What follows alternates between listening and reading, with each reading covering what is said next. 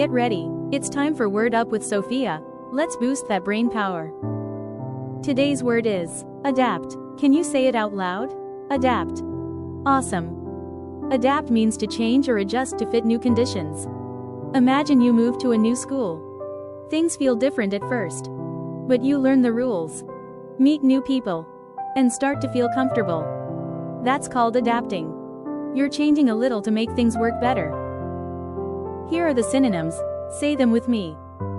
Adjust, change, modify, fit, acclimate, conform, transform. Now the antonyms, words that mean the opposite.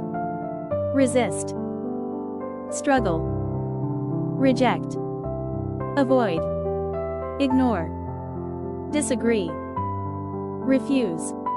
Here's how you might use it. Sophia had to adapt to her new school after moving. Can you think of your own example? Let's review. Adapt means to change or adjust to fit new conditions. Here are the synonyms, say them again with me. Adjust, change, modify, fit, acclimate, conform, transform. Now the antonyms, words that mean the opposite. Resist, struggle, reject, avoid, ignore, disagree, refuse. You did it.